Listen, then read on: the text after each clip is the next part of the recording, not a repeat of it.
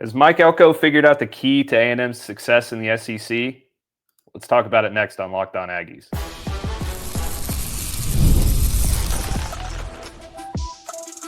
You are Locked On Aggies, your daily podcast on the Texas A&M Aggies, part of the Locked On Podcast Network, your team every day. Welcome in. You are Locked On the Texas A&M Aggies. My name is Matt Galatzan. I am the host, and I am also the publisher of Texas A&M Aggies on SI. And I wanted to thank you for making Locked On Aggies your first listen of the day. Joining me today is my hardworking writer over there on Texas A&M Aggies on SI, Harrison Reno. Harrison was also in attendance for SEC Media's Today with the Aggies on site, so that's exciting for us. We're going to dive into a bunch of that here today on today's show. But let's start off with what I thought was the most interesting topic of the day from Mike Elko, Harrison. He came out, and I don't know if you have the quote in front of you, but basically what he said was that he's figured out the key to success in the SEC and how these teams at the top are always, always at the top. Why Georgia's there, why Alabama's always there, LSU, why Texas has been there the last couple of years, last year in the SEC, the year before in the Big 12. And he says it's NFL talent. Shocker of the century, right? He says a lot of these teams have 10, 11, 12, guys that are heading to the NFL every year. And Texas A&M needs to get to that level if they want to compete in the SEC. But he is confident that they do have that level of talent this season. What are your thoughts here about what Elko had to say there? Because from where I'm sitting, it sounds obvious, but the thing that you really need to look at there is that he thinks they are up to that level so far. Yeah, he said to the exact, number was. He said double digits, which I was seeing Pete Thamel put this out. Says winning the SEC typically means having around 13 NFL draft picks. So I went back and I Google searched because I was curious. When was the last time Texas A&M hit double digits? And according to Google, now sometimes it's very, very wrong, but I'm hoping it's going to be right. It doesn't let me down tonight. The AI overview for Twitter said the most they've had drafted a single draft class was 10, and that was in 1999. Alabama had 10 in the 1945 draft by comparison. Now, granted, that 1945 draft was also like a million rounds longer. But just off the top of my head, Matt, I mean, there is a direct correlation, not only in the SEC, but in nationally around the country. If you go look at the last few years, especially, if you go look at the top three teams that are up there in the draft class, most players drafted in each class, it's usually the 3 or 4 teams that are in the playoffs and are seen as the national title favorites. Last year was Ohio State. This past year, I think they had 15 or 14 players drafted. 14, Texas is up there. I believe Texas had, I believe, 12 this year, 11 last year. Georgia had 12 or 13 this year. Should know that off the top of my head. But you go look at it and it correlates. LSU had the record for a little bit there off that 2019 national championship team. They had, I believe, those 14 players drafted. There is a big correlation there, and Elko is right. If you have as much NFL talent as possible, whether it's a first rounder or through the 7th round, you're going to have a good team. Now, as we have seen, having a talented roster in terms of star ratings doesn't always correlate to immediate success. You can't just stack up on a bunch of blue chippers and hope it works. You do have to have some sort of connectivity in there to make it all work. As Texas A&M found out with Jimbo Fisher. But it is double digits. I feel like is attainable because when you look at some of the talent that they have on this roster, I don't see why you aren't hunting around that number for 9 or 10. Because you added who I believe is probably going to be at least a day 2 pick in Kevin Concepcion to your receiver group. There's a guy like you bring in another one who I think has potential to be drafted here in a few years, if not this year, and Julian Humphrey, the cornerback from Georgia. I think that's a fair assessment from him. I tell you what, Matt, you definitely can't have 3 players drafted in the next draft class. And that's for sure. And if you kind of just go down this list, we can talk about, who might be in that conversation, right? At running back, you've got Le'Veon Moss, who's probably, assuming he's healthy, is a surefire NFL draft pick. That's one. You mentioned Kevin Concepcion. That's another one. Terry Bussey can't go pro yet, so we can't count him, but he'll be there eventually. He's that kind of talent. Theo Melanostrum or Amari Niblack are both capable of being NFL draft picks. I think the odds are that Melanostrum will probably be the guy there. You look at the offensive line: Trey Zune, Chase Bizantis, Mark Naboo, Armaj Reed Adams, and Demetrius Crownover. All five of those guys could get drafted. Maybe Naboo is the least likely of that group, but the other four seem like they're surefire NFL draft picks. You can throw in Ruben Fothery as well. He's a guy that's very talented, and that's just on the offensive side of the ball. You look over at the defensive side of the ball. You've got Will Lee, you've got Bryce Anderson, you've got Torian York, you got Cassius Howe, you got Albert Regis, and there's more in there as well. So Des Ricks is another guy who's extremely talented. If he puts it all together, he's first team All-American type of talent. So there is an amazing amount of talent on this football team, and he's absolutely right. Like, you look at the two best teams in the college football playoffs last year, Texas and Ohio State. I know that Notre Dame made the national title game, but whoever won that Texas-Ohio State game was going to win the national championship, in my opinion. They had the two most players drafted. I believe it was 14 and 12 or 14 and 13, somewhere in there, for each of those two teams. So it is a direct correlation. And the fact that he recognizes that is one thing. The fact that he knows that this team has that kind of talent on it is another thing. And I don't think it's something that a lot of the rest of the country is really thinking about. Because when you think about A&M over the last couple of years, you think 8-4. And that's just the NFL talent discussion hasn't really come into the conversation. Yeah, absolutely. And I want to credit Elko for this, because I think this was something that was missing from this SEC media days compared to the past. I don't think there was enough. I want to call it goal setting, but also there's a part of me wants to call it manifestation, in terms of, like, I'm manifesting this is going to happen.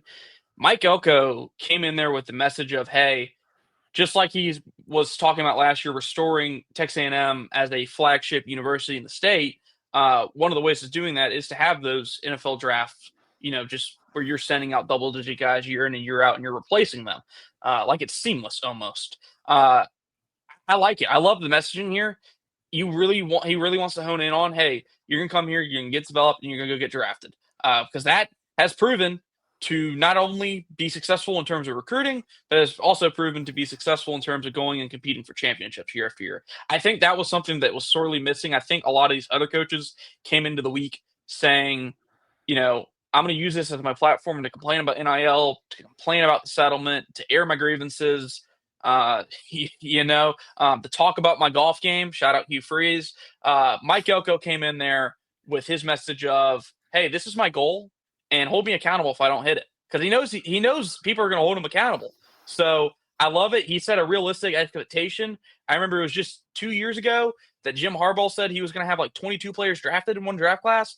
I love the fact that he didn't put a number on it, and instead said, hey, we're trying to get the double digits. Yeah, absolutely. And I agree with you. I like that he took accountability, and he wants to break that Texas A&M trend of 8-4, and he wants to take this program to the next step. He knows what it takes to get there, and he's taking a much different approach than Jimbo Fisher ever did, because Jimbo Fisher was 5-star chasing. What do the kids call it these days? Clout chasing. He wanted to have the biggest and the best, and he didn't really care about the character or the fit necessarily as much as some of these other more successful coaches have. Mike Elko is doing both. He's getting the 5-star players. He's getting the high-ranked 4-star players, but they're also high-character players who will fit into the system and who I expect will stick around for a long time. So this could just be the start of the NFL train for Mike Elko if he can have what would be a modern-day record for A&M in the upcoming draft, if that comes to fruition. But another player that hasn't really been talked about a whole lot in a positive light so far during SEC media days, at least in terms of the social media and the fans, is the Aggies starting quarterback, which I think Harrison and I both have a very big problem with. So We're going to talk about that next here on Locked On Aggies. Stick with us, and we'll come back after this break. Today's show is brought to you by FanDuel. Summer sports are in full swing, and whether you're all about baseball under the lights, golf on the green, or high-stakes soccer action, FanDuel is the best way to make every game even more exciting. You're already following the action. Why not make it a little more thrilling? With FanDuel, you can get in on the game while your friends are getting sunburned at the beach. Whether I'm placing a same-game parlay or watching a bet right into the fourth quarter of my favorite college football game, FanDuel makes it feel like I'm a part of the action. Are you new to FanDuel? New customers can bet just $5 and get $150 in bonus bets if your first bet wins. Open the FanDuel app today or visit FanDuel.com to get started. All right, Harrison. So we're back, and a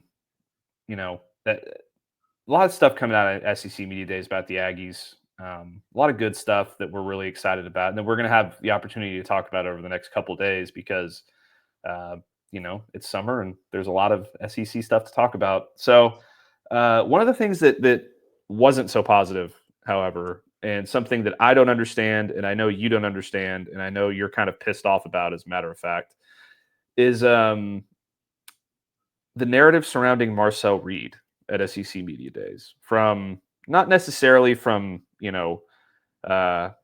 high-level media or other coaches or other players or anything like that, because all those types have had good things to say about him.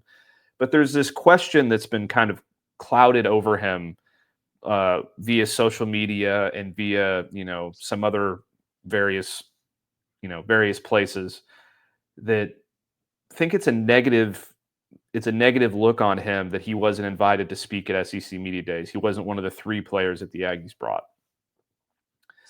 And from an outside perspective, I guess I can kind of understand why that would be concerning in a sense. Like 11 other teams brought their quarterbacks. Is that right, Harrison? So yes, you're definitely bucking the trend if you're not bringing your quarterback, and it's kind of an odd thing. But that doesn't necessarily mean it's a bad thing. The 3 players that the Aggies brought are the 3 biggest leaders on this football team, in my opinion. Armaj Reed Adams is the leader of the offensive line. He might be the best offensive lineman in all of college football. Torian York is arguably the second best or third best linebacker in a stacked SEC conference at linebacker. He's one of the best in the country. He'll probably be an All-American. And Will Lee III is one of the best defensive backs in all of college football. So you brought 3 stars who are going to be NFL players next year and who are very big leaders and spokesmen on your team. And that's just the direction they decided to go. And the fact that they didn't bring Marcel Reed isn't an indictment on Marcel Reed himself. He's a young player. He hasn't had a whole lot of experience in front of the media. He started the latter half of last season. He didn't even start a full season.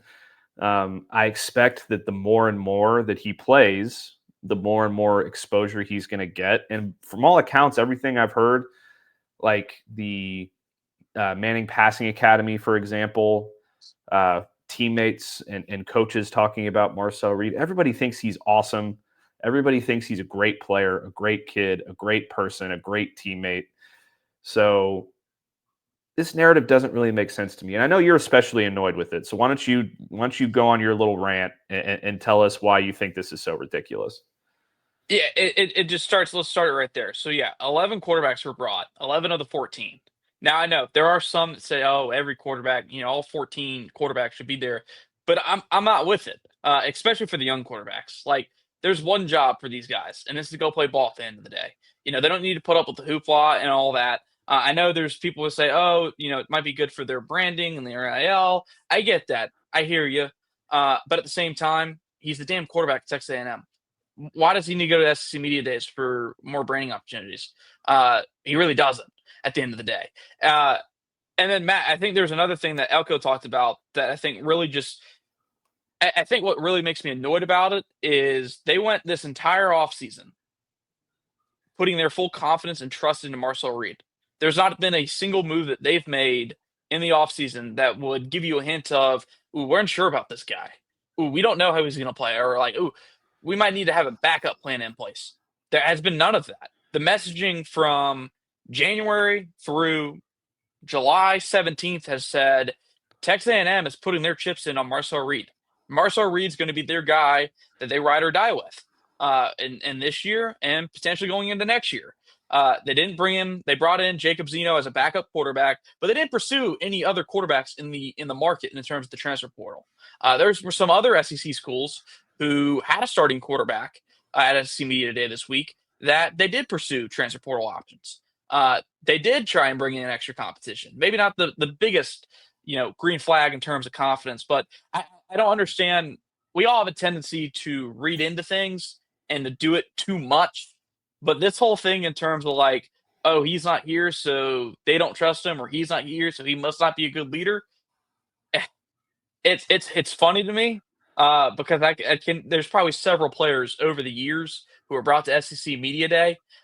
For example, Matt, Texas A&M brought Johnny Manziel to SEC Media Day back in 2010, 2011. And I saw this. The only reason I know this off the top of my head is because I saw AJ McCarron was talking about it the other day at SC Media Days, where I guess Johnny Manziel kind of blasted AJ McCarron regarding a Manning Passing Academy incident. And I'm like sitting here, seeing the stuff around Marcel Reed. I'm like, how many people would want to put Johnny Manziel in front of a microphone?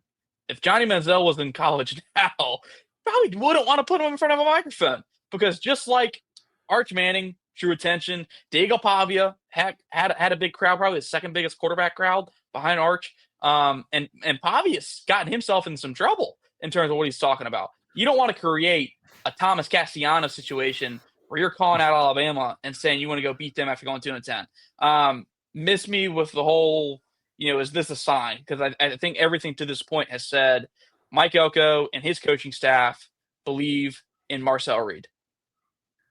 Yeah, I agree with most of what you said there.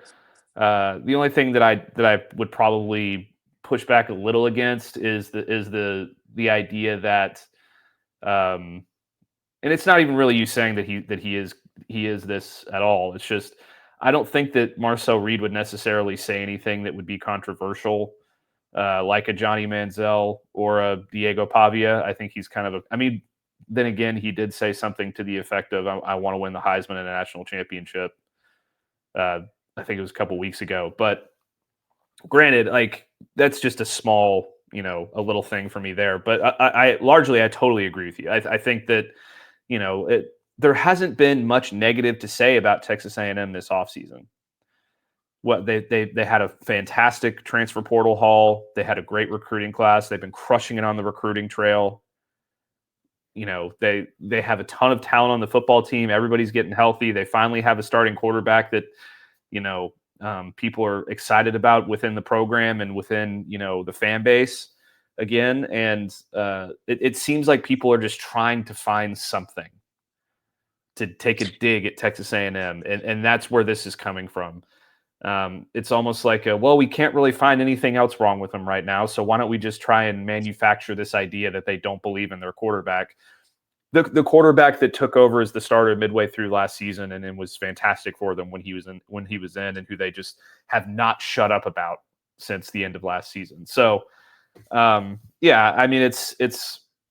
it's much ado about nothing, in my opinion. I just, for me, it's the vocal minority that's making all this noise, and the quiet majority kind of understands. No, they just brought their 3 veterans, all seniors. Yeah, all seniors. It's 3 guys that were probably the 3 best players on their team last year, outside of Le'Veon Moss, who was injured last year and who had his little run-in with the PD about a week ago. But it's much ado about nothing. And next year, Marcel Reed will be there. I am quite sure of it. And probably the year after that as well. So, for me, it just kind of, it is what it is. Yeah, it was a little thing. It was a thing that I saw when scrolling through social media, heck, even message boards that's around there. You can go find it. It's pretty easy to find, but it was just that's just one of those things. It's one of those little things that people are just reading in a little too much about. And it's if you go look at the 3 players they picked, it's pretty clear what went into that decision. Like you said, 3 of their best football players and 3 of their veteran leaders in terms of all 3 are seniors have been there, have done that. There's no need to even just put the added pressure on Marcel in terms of going to talk to the media, and is probably going to be the huddle in terms of the media members trying to talk to that kid is going to be astounding. No need to do that. So, just in my opinion, at least not right now. Let him go focus on football, and come at the end of next year when he's had another full year under his belt as a starter, then you can start putting that load on him and all that. I'm with you there. Yeah, and it's really only one quarterback in this SEC media day that's a first year starter that hasn't really played a whole lot, that just simply had to be there because everybody wanted to see Arch Manning. Everybody was talking about they've been talking about Arch Manning's as soon as Quinn said Quinn Ewers said I'm declaring for the NFL draft. Literally the split second after the end of that period, it was Arch. And it's all anybody at SEC Media Days wanted to hear about. It was quite obnoxious, and I got really tired of it really quickly. So, like Marcel Reed, he'll be there next year. I'm not too concerned about it. Overall, I think the Aggies had a very good showing at SEC Media Days. There's still some stuff going on there, but, and we'll have much more of it throughout the week. But I thought they acquitted themselves very well. And they were one of a few teams that I thought did a great job this week. We're going to talk about our winners and losers from SEC Media Days coming up next after this break. So stick with us, and we'll be right back. All right, Harrison, we are back, and it was a long week, more so for you than me because I was only there for about 36 hours. You were there from Monday morning to Thursday afternoon. I'm sure you're exhausted. You've been doing a lot. You did a lot for us today covering Texas A&M. You were in attendance for all of the Aggie things, all the players, Elko, everything you could think of. You saw pretty much every team that came through this week. I saw a few, not as many as you, but I saw a good many of them. So let's talk about who we thought had the best week, who we thought acquitted themselves well, who we thought kind of made a fool of themselves. Let's each do 3. We'll keep them to like a minute or so each, maybe a little less, kind of breeze through it just because we don't have a ton of time. But, we each have a couple that we're pretty passionate about here. So why don't you start first? Who's your biggest winner? Biggest winner of the week, and I don't think the listeners will like this, but it's kind of hard not to put him on this list right away, is Steve Sarkisian. I mean, in Texas. When the biggest news of the second day of any media day is the wins that you have on the recruiting trail, I mean, what else? What more can you say? There is no pressure on him in terms of having to break news, talk about an incident whatsoever. There is no controversy. The only thing people really were talking about ahead of that was, Steve Sarkisian just went into Georgia's backyard, took their top-rated prospect in the state, Tyler Atkinson. Heck, Tyler Atkinson was even named in the press conference, and it's a well-known rule. Coaches cannot talk about recruits. And then later, as I am on a train heading back to my place, he steals Georgia's lunch money again and goes and grabs James Johnson, all within the span of a few hours. I don't know anyone else who I would say is a bigger winner in this case. Josh Bates' tweet of he was walking around shaking hands like a mob boss. I see it. A lot of confidence.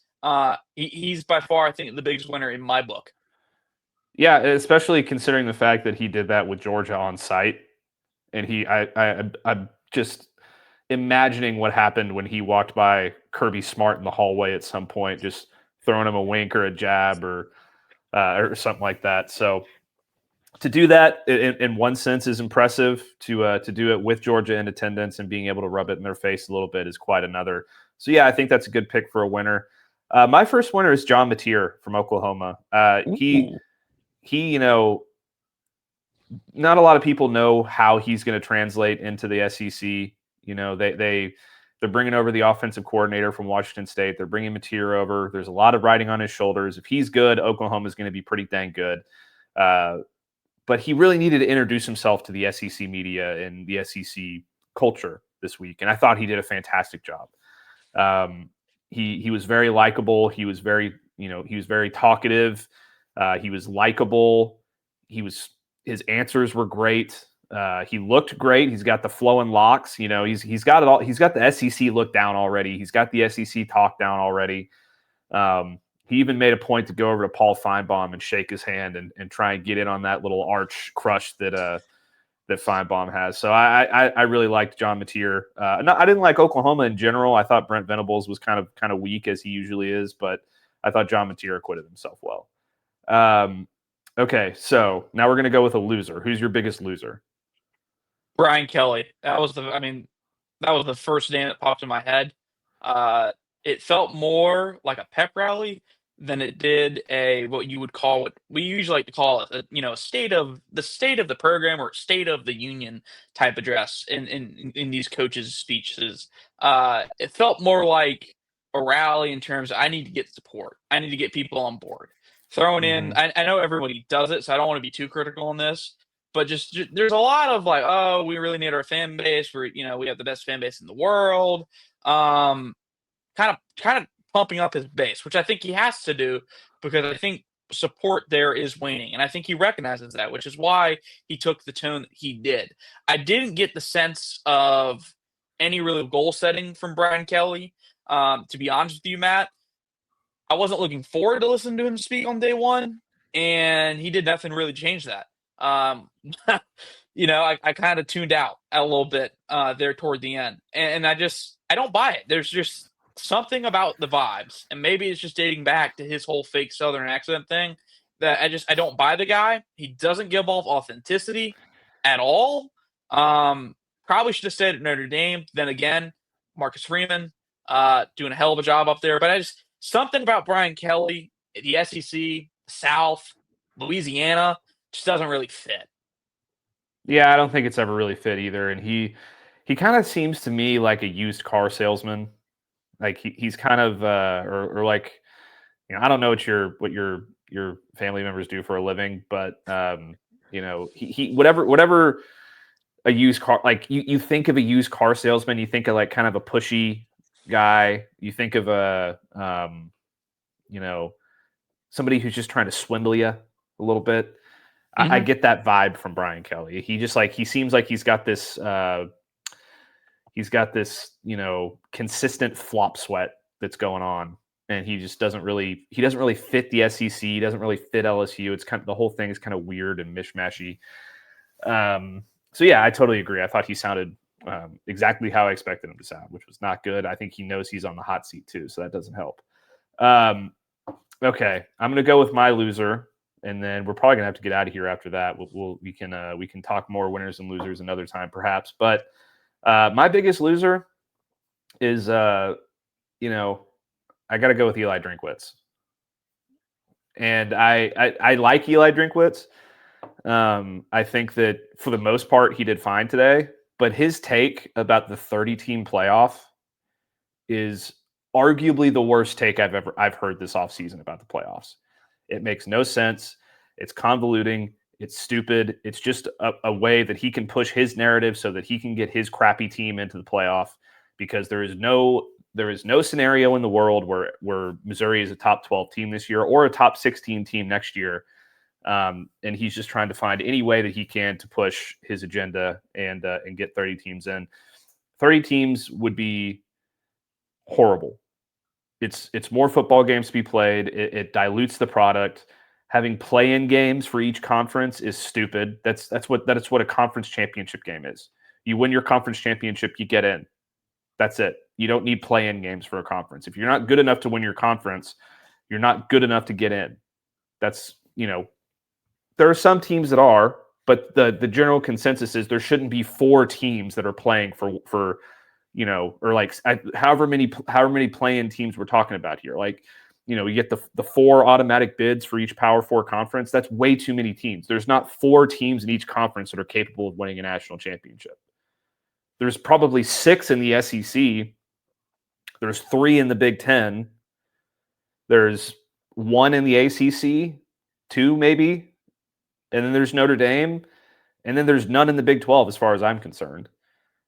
So you're just there's no reason to have all that crap in there. There's none. Stop it. 8 teams is the right number. They're never going to go down. They shouldn't go to 16, but they will. If they go anywhere past 16, it's just going to turn into the NCAA basketball tournament, and I'm going to hate it. So anyway, that's my rant. I'm going to get off my soapbox. Harrison, you can give me your little rebuttal there, but it's a horrible idea. I don't disagree with you on the CFP expansion talk. For one, I don't like it. I didn't like 12. Granted, with conference realignment, I realized, 4's probably not going to be sustainable in the new world in terms of people taking more losses. So I was like, okay, they probably do need to expand it a little bit. But 12, I wasn't a fan. Then the season played out. I'm like, okay, I think 12 is a good number. I think it fits. I think it's all right. Maybe just restructure the format a little bit. But anyways, I'm with you there. But aside from that, Matt, I went into this day 4, at the end of the week, and wasn't really full on excited. I was ready to hear what Elko had to say, which was really kind of like the big team in terms of okay, this is going to be a good data point for where they're at. But other than that, the people before them, I was like, I'm ready to be done. And I'm going to give Eli Drinkwitz this, and this is why I keep him off the loser list in my version, is because he was funny. He was entertaining. I don't think any other coach made the room chuckle quite like he did. I mean, heck, he opened it talking about what he didn't want to take questions on. The Epstein files was one of them. He had somebody asking about Lee Harvey Oswald. I mean, it was a Mike Leach similar-esque performance, who he then went and talked about when I asked him a question about, he opened his electronic media room press conference talking about Leach and paying tribute to him. Gave a fantastic answer. And honestly, I feel kind of bad for Leach on this part. He kind of said, Leach was my inspiration for saying what I wanted to say about the playoff expansion. But other than that, fantastic tribute to Leach in an otherwise great quote. Matt, real quick, and I know you're going to wrap this thing up, so I just want to go ahead and put this in here real quick. And maybe this is a teaser, and we're going to leave it on a cliffhanger. Greg Sankey is also on the loser list here for me. Didn't come with answers, and I don't know if it's his fault, but it just, and maybe Tony Petiti is going to be the same mode where it's like, hey, I don't have answers for you. I don't know where my schedules are going to be ready. I don't know what the playoff format's going to be. But here's what I want. It's very political. It's just politics screaming at each other on a debate stage. Greg Sankey, I don't think, came out of this looking good. Okay. Well, we will pick that up on Tuesday when you're back on the show.